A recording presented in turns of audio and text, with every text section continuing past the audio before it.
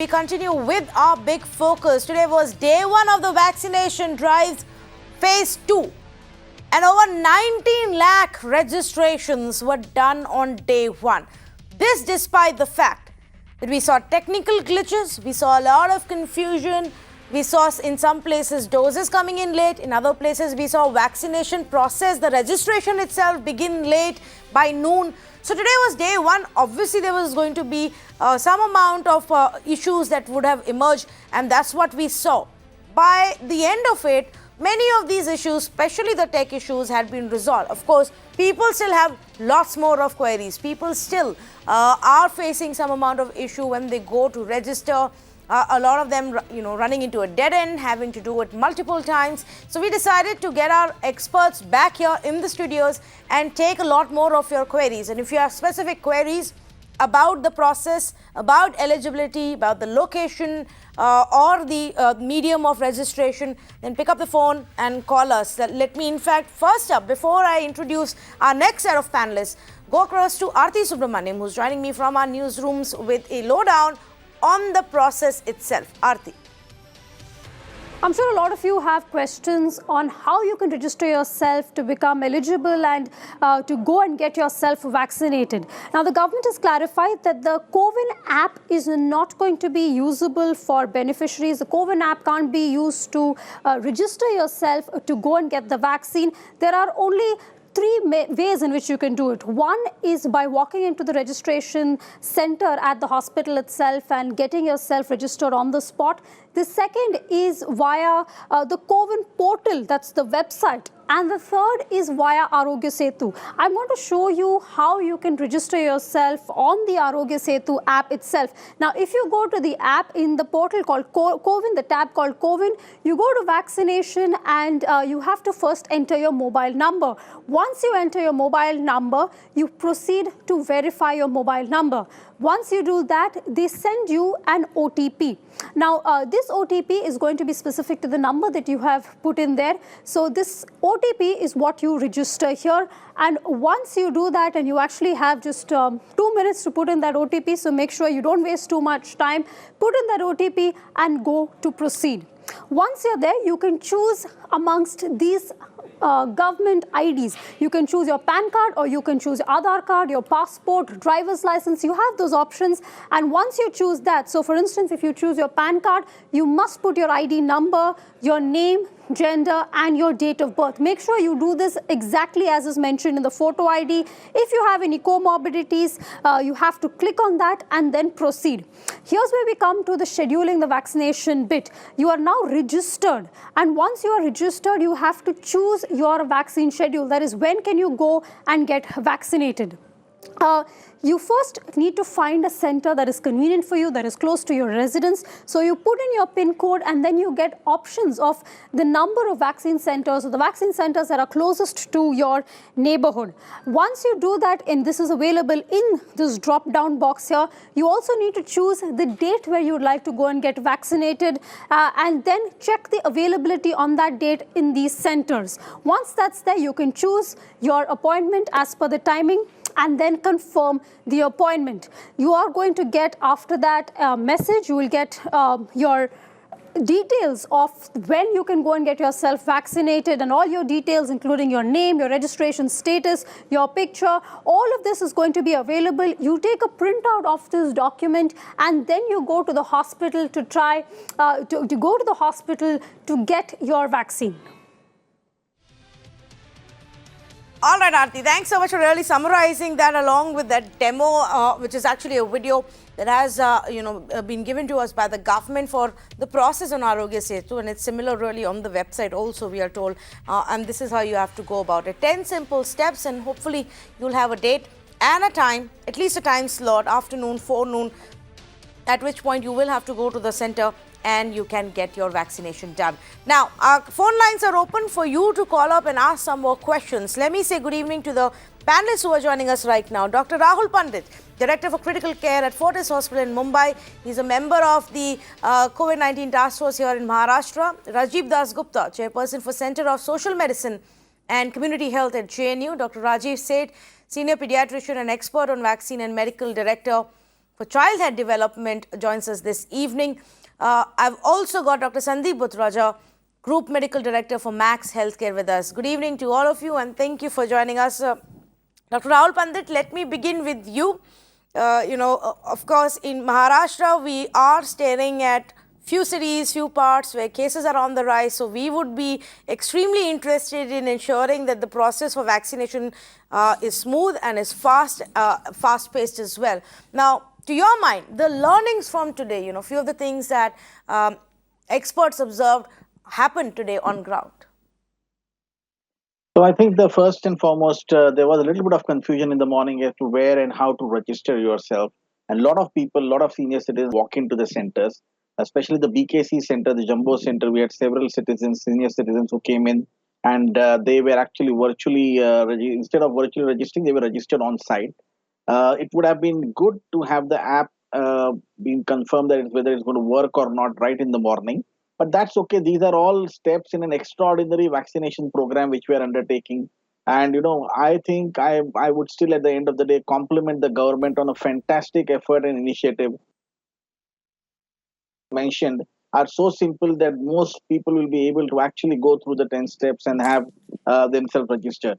The second option is for people who are not that tech savvy can still walk in and have their registration. But the time slots may be a little bit difficult and they have to have a bit of patience to sort of have their number come up. I think these were the small learnings which we actually had today. But full day after the afternoon, it was a bit better, but in the morning, lot of chaos. Okay, very interesting what you say. And yes, I think a large part of the first few hours today were about the portal itself. And everybody kept trying at this CoWIN app, which kept asking for a password, which obviously nobody had because this was the first time registration. But it's because this app was not meant for the beneficiaries, is not meant for the beneficiaries at all. It's either the Arogya Setu app or the website itself, which is what we have to look at. But let me also go across to Dr. Sandeep Budhiraja. Dr. Sandeep, one question that everybody is asking, a lot of people have actually experienced, is when they go to register, they're not getting an available date. They are being told, nothing is available right now.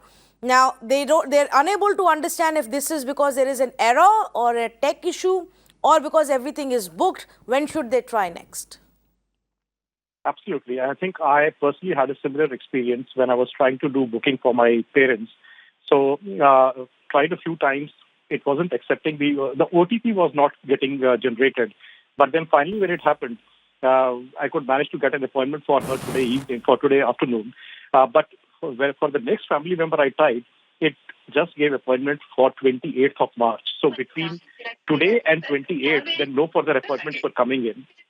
So I think there is clearly a error or a glitch in appointment scheduling.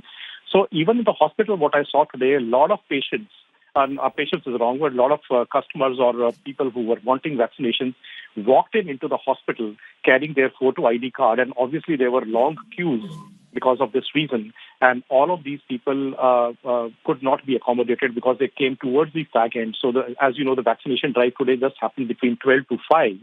And unknowingly, a lot of people actually had come early in the morning at 9 o'clock. So from tomorrow onwards, I feel that things will get more streamlined. There should be more number of slots available for the convenience of people. And that ratio of walk-in to pre-appointments, I think, needs to change. In fact, is that something that should be fixed at some point, Mr. Rajiv Das Gupta? Because right now, we don't know if there is a ratio. We also have to keep in mind there are already a set of people who've got their first dose and are back in queue for their second dose.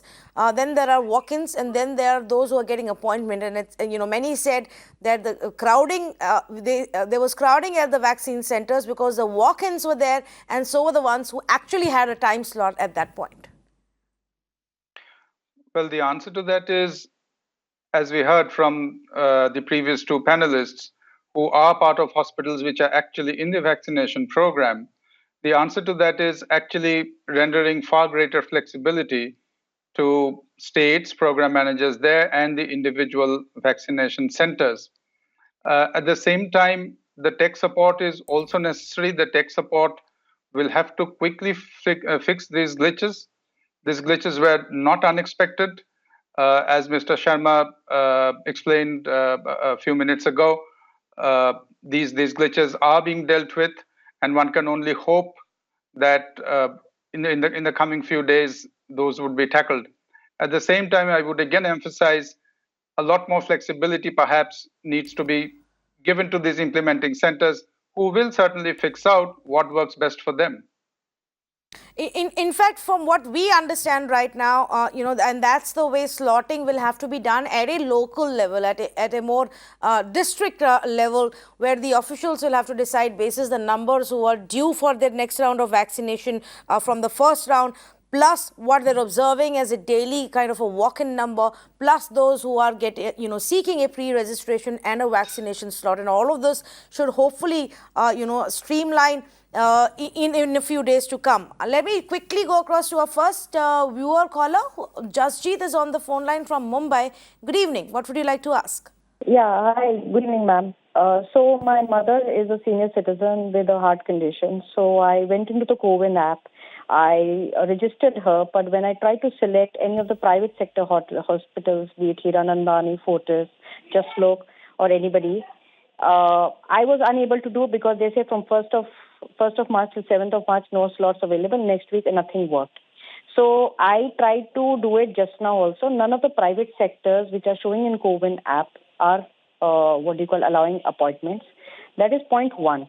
Point two, what I could see was that except the Jumbo, BKC Jumbo, Mulund Jumbo, right, or Goregaon Jumbo, those are the only ones where walk-ins and everything are being allowed. So now if I want to take my mother to a private sector hospital, there is no way I can do that because there are no slots available. So I called up Hiranandani. They said that they have no clue about it. I called up Fortis. They have no clue.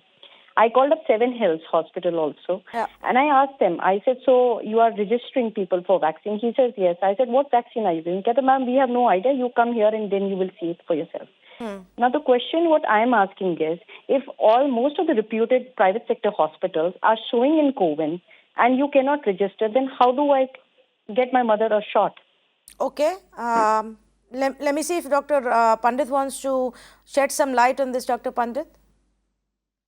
So many of these private hospitals, full private hospitals, are yet to be activated as centers. Yes, they are going to be likely centers which are basically we vaccinating people already. Their own staff members have been vaccinated at these centers, and they will get activated for people above 45 and people above 60. But as of today, even we could not register anybody at Fortis at our site. So even I have registered my mother at BKC Jumbo right now. And I think that's how we will have to basically go through. And the appointments are hard to come because a lot of people have taken up appointments already. So it is something which I think over the next couple of days would be sorted out. I'm hoping it would be. And let's see how it goes. Okay, so there you go, Jasjeet. I hope that answers your query that as far as the big private hospital centers are concerned, that conversation is still underway, and once those get activated, then you will get a slot. You should hopefully be able to get a slot soon. So the choice is yours if you want to wait for that or go to one of the current existing facilities and get your registration done there. Let me also go across to Dr. Rajeev Seth. Dr. Seth, good evening to you. Hello. While of course in urban cities, there's quite a bit of buzz, there is accessibility in terms of centers, in terms of information and a mobile phone or a laptop. Will there be a challenge in terms of getting the information out and getting people to the vaccination centers in towns and villages? How do we go about that? Well, let me tell you that today all the villages are connected with internet. Oh, that's just, it's a good news because I work with an NGO set up in villages and they have great internet connectivity. Well, there may be few regions which may have poor, but primarily they have good internet connectivity. The problem that I foresee in these small places is data entry because, illiteracy, poverty, illiteracy, ignorance, and a lot of the processes. I mean, to be honest, then we were trained, we were not tech savvy. We were made to become tech savvy because there's no other way out. So I think a lot of hand-holding will need to be done at local levels, either through the A&M or the ASHA workers, the frontline health workers in these smaller towns, to assist this thing. The other is very important that we need to not panic about this. I think we should complement and we should support the government efforts. There is one big good news is that India has surplus vaccines. Lots of countries have shortfall of vaccines. Everybody is getting these vaccines free. Now the government is also open the private sector. So they're going to get with, a payment, they will get it. And it's not too bad, the payment as well. So the question is, you need to calm yourself down. I mean, from the morning, we are seeing different channels talking about the glitches and they cannot be just sorted out on a national TV debate like this. A lot of these, as you would ask, local things, regional issues, they need to be also sorted out. We have had some interviews with the people who are running the COVID app. They said everything is okay. The problem is with the data entry. So all these glitches will be sorted out in the next few days and everybody will be immunized. What is important is that we need to use this opportunity and time to get ourselves tech savvy and probably reach out to friends or colleagues who are tech savvy and probably get to registering yourself. As today was a challenging day, I'm sure the next 2-3 days may also be challenging days, but things will smooth out in the next 4 to 5 days. And I believe that everybody, we need to know who are the people eligible, who are the people who are on priority list in this phase 2. And if we do not take advantage, we just be honest, sincere, truthful, and put our data, and obviously we will reach there. But yes, the smaller towns, they have internet connectivity, but they would need some hand-holding for sure. Yeah, I understand what you're saying, but I also feel that it's very important to highlight what's going on and the experiences of the people, because that's the only way for the authorities to know how widespread the issue may be. I mean, at the end of the day, whether it's the center's responsibility or the state government's responsibility or the local administration, if the people are struggling and unable to, and a large percentage of them have face certain issue, either we tell them to wait a little longer until the issues get ironed out and then try, or we get the governments to sort it out on day one. But one interesting point that you made, and let me ask Dr. Sandeep this. Dr. Sandeep, were there also challenges on the organization end in terms of punching in the data and the data entry level? Because so far when we were doing it for healthcare workers, that was being centrally already being put in the system, and then they were being informed to turn up for it. Is this also a new process for those who are handling it at the vaccination centers? See, we did not have this problem in our center in Delhi in Max Healthcare. Fortunately, the entire staff, including the people who were supposed to be doing the doctor and the nurses and the cold chain maintenance, all that actually very well. And in fact, because our center has been doing vaccination since the start in 16 January, so I think the data entry operators are pretty tuned to the system, although now they are handling is much more. So what we have done is we have increased the number of vaccination sites per center. So initially to start with, we had 3 or 4 vaccination centers per site. Now we have doubled that number. The workers, the data entry operators have been well trained. So we have not really seen entry of the data as being an issue, although the system slowness has been an issue. And many times the data entry operators actually had to sit down because the system was down. So I think those are initial teething problems which will get sorted out. Okay, let me see if I can go across to a couple of our viewers who are on the phone line. Anant Day is calling us from Havda. Good evening, Anant. Go ahead, please. Yeah, good evening, Tanvi. Yeah, these things for the fellows who are having having comorbidities, right? Comorbidities. Yes. Yeah. Yeah. So for those who have comorbidities, is there a specific question you want to ask? Yeah, comorbidities in the sense they need to upload the certificates, right? Yes. The certificate, what sort of certificate? Is the prescription sufficient or adequate? Or they need to submit a certified copy from the doctor, like they are having such diseases, right? Or which will require, like prescription is adequate enough? Okay. Or in the prescription is adequate enough. Yes. The prescription is adequate enough. Okay, that's Rajiv Das Gupta. They're answering your question, Mr. Anand, today, that all you need is a prescription. In fact, Mr. Das Gupta, that's a question a lot of people have asked us, even online. Some are even saying, please release the format which is required, for this document, for the doctor's letter. Is there a format or just the prescription, No, the last one? Yeah. There is no format, but there's a list of 20 comorbid conditions that's listed. And this is now pretty well known among the medical practitioners. So any patient with a comorbidity who is under treatment, and all of this is chronic, often lifelong care, the prescription would do.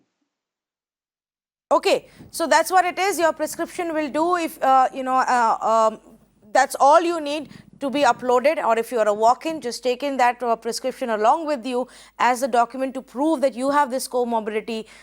Take a document for your age identification that you're above the age of 45, and then you can get vaccinated. Let me go across to Manuel, who's calling us from Mumbai. Hi, Manuel. Good evening. Go ahead, please. Very good evening. ¿Cómo estás, madam? My name is Manuel. I'm from Colombia. I'm a foreign national. I'm a helicopter pilot for a oil tanker company. There are many of us in Mumbai right now and other parts of the coastal of India. We want to know how is it that foreign nationals can get their COVID vaccination, because our company requires the paperwork. I went to the Lilavati hospital and they say that there is no information for foreign nationals at the moment. So I'm just trying to get some information. Okay, let me see if we can get some information, if there is anything that the government has indicated. Dr. Rahul Pandit, anything yet that we know about foreign nationals working here? No, I don't. But I would presume that if they're working here, they would have a PAN card at least, because they would be tax-paying citizens of the country.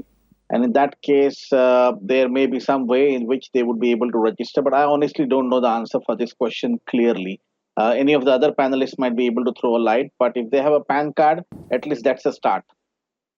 Yes. To the best of my understanding, no document has been specified exclusively for foreign nationals. But what the question that he asks is extremely relevant, because obviously there are a large number of foreign nationals in various kinds of work, and I don't think, except for say things like driving license or a bank passbook, bank document, there isn't specifically listed for foreign nationals. However, if this gentleman has a bank document or a driving license, that should do. It doesn't say that the vaccination is for Indian citizens only. Bit of a grey area, and I think you probably something. It is a grey area, and thank you for the feedback.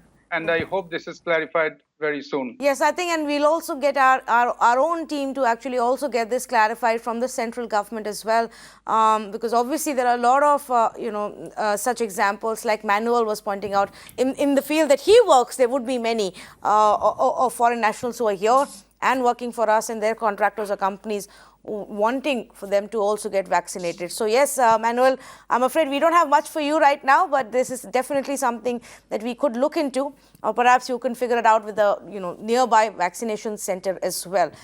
So there you go. I think this is information that's just come in. 4.27 lakh vaccine doses were given today till 7 p.m. So that's the number that we've got today from the government. There wasn't a health ministry briefing earlier this evening. So this is the data that's just come in. 4.27 lakh vaccine doses given till 7 p.m.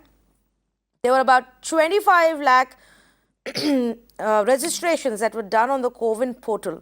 Roughly, that's the number. In fact, earlier when I had spoken to the CoWIN chief, at that point, he had said 19 lakhs. Obviously, by the end of it, there were a lot more. But 4.27 lakh, Mr. Das Gupta, how is that as a number for day one, considering that a lot of this would also be those getting their second shot?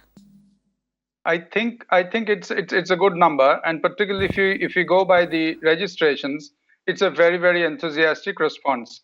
However, this is a first wave of enthusiasm. The challenge is to be able to sustain it, and the challenge also is to give a good experience to the applicants. in terms of technology, in terms of service at the vaccination center. And let me assure that a lot of work has gone into the preparation. And therefore, we hope that this enthusiasm will be sustained, because vaccination is a very important pillar in containing the COVID pandemic, taking the big picture into account. Okay, fair enough. So that's the number that we've got for today. Of course, some of these would also have been the healthcare workers who by turn would have got their chance as well. And this is just day one. So obviously from here on, we are going to improve. We're going to get a lot more of the centers, private centers, government centers as well. The systems will get smoother. In a few cases, we know today that the vaccines doses came in later, or the process started later, the details came in later. So all of that has to be factored in to say, well, this is just the number for day one. It is set to improve from here on. In terms of comorbidities, there are several questions that people keep asking us, and maybe Dr. Seth, you can elaborate a little bit more on the concerns that people have, especially those who are undergoing treatment for a serious condition. Right. You see, the 20 comorbidities which the government has given a list, includes, I can say, but it'll take some time, but this all out in the public domain now. And your doctor has to certify, has to give you that you have one of those comorbidities, and then you become eligible. So that kind of a certificate from a registered medical practitioner who has a licensed practitioner is needed in order, and this form needs to be uploaded. Out of those 20, those people who are undergoing treatment for these and are either hospitalized and are sick people may not be in state to get a vaccine. Remember, vaccination is given to healthy people, or at least those people who are stable. If they are in a hospital, they are not hemodynamically stable, if they are severe heart failure right now, so then they should focus on the treatment rather on their vaccination. And vaccination will happen when they become little better. So I think these, these lists are good. Like, if I may just say that people with heart failure who had a hospital admission in the last 1 year, post cardiac transplants, or people with left ventricle, the heart is beating less than 40%, your ejection fraction, valvular heart diseases, coronary heart diseases, angina, and people who have had diabetes, long-standing diabetes, kidney, liver, or stem cell transplants, immunocompromised people, people with kidney disorders, current prolonged use of steroids or any kind of cancer therapy or immunosuppressive, severe respiratory diseases, cancer like lymphoma, leukemias, or diagnosis of all its solid cancer, sickle cell disease, immunodeficiencies, and persons due to any kind of disabilities. Those are, this is not a comorbidity, but, we need to respect differently abled people who have disabilities of various sorts, muscular dystrophies or other kind of this thing which has respiratory compromise, multiple sclerosis or anything like that. They also need to be given priority. When we are all active and alert, it's okay. But, there are about 10% people in our country who have disabilities of various sorts. So I'm very glad that the government has put them down as one of the eligibilities for getting this COVID vaccine. So the thing is that a traditional certificate will be the name of the beneficiaries on top, the age, gender, the mobile number, the ID of the document, and the doctor says, I, Dr. So-and-so, working and reviewed the materials of this individual, and he presents with one of them. And that person, the doctor would know what disability is, and then he would sign and he put his license registration number. Okay. This is a standard protocol which the government wants. So I think like a prescription could do if people are this thing, but this is a really protocol which the government has this thing. So if we can get it, wonderful. because, you know, we In don't fact, want Dr. people- Seth, what you're reading out is also what is there on the government website. It's also That's there on the right. health ministry. So if somebody Right. wants that exact format the government has put out, I'm sure it's already there with, you know, most doctors, and so they know what format to refer to when they have to write out and give this letter to the patient. So people don't have to worry too much about it. The doctors would obviously know what has to be given. If you do want to check, it's available on the website. I'm completely out of time. I'm going to thank all of our panelists for joining us. But there were so many calls. I'm just going to try and address some of the queries, some of these questions that were asked earlier as well. For example, I think Srinivas is on the phone line from Mumbai, and he also said the same thing, that nothing is working on the website since morning. When you call up the private hospitals, they say no idea their info was that they didn't even know that information was up on the website. So yes, these names which have been approved by the government as part of the hospital centers which will give you the vaccine are there on the app or the website, but they haven't yet been activated, which is what Dr. Rahul Pandit was pointing out. So in a few days, Srinivas, if you go back to the website, maybe you will be able to access those private hospital centers in Mumbai as well and get a slot for yourself. Asha actually had a question about why is it that the states are not handling the vaccine drive. Actually, on ground, it is the states. Centrally, the plan is being made by the central government, but states are the ones who are implementing it on the ground. States are the ones who are responsible for spreading awareness. States are the ones who are responsible for punching in the data, who are responsible for giving you the vaccine, the handling of the vaccine at the state level, involving groups and using their own centers as a place to spread the word, to get more people involved, to help them register, to help them get vaccinated. All of this will become the state's responsibility, and so all states' government will actually have to step up and do this. Also, very quickly, we had a viewer who asked about a heart condition and whether it was okay to take it. Yes, in fact, if you have doubts, you can refer to your doctor as well. But most experts say that those with comorbidities, including heart conditions, and if you've undergone a treatment, you should be definitely taking the vaccine. If you're on blood thinners, post your treatment and post your surgery, even then, speak to your doctor. They'll maybe give you a regime and a timetable, but it shouldn't be a problem, and you should totally go ahead and get yourself a vaccination slot. So there you go, completely out of time. Big thank you to all of our panelists. Today was day one, and the numbers seem to suggest that a large percentage of the people who got vaccinated today, by the way, were walk-ins. So if I look at the data, 6.44 lakh appointments were booked today by the citizen beneficiaries. So these are the appointments that people themselves managed to book on the CoWIN website or on the Arogya Setu app. Turn up for the vaccination as well. Overall, about 25 lakh beneficiaries registered on the CoWIN portal today. Of these, there were some healthcare workers. 24.5 lakh were the citizen beneficiaries. Of these, 6.44 lakh were the ones who actually registered by themselves. So a large percentage were still walk-ins who got help at the vaccination center itself. Thank you so much for joining us on this conversation.